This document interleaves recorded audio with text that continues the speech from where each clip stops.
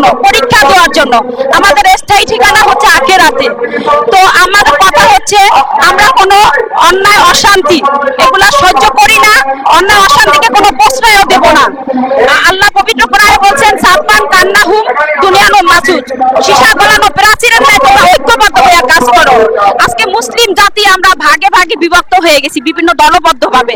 তো আমরা চাই আমরা দলমত নির্বিশেষে ঐক্যবদ্ধ হতে।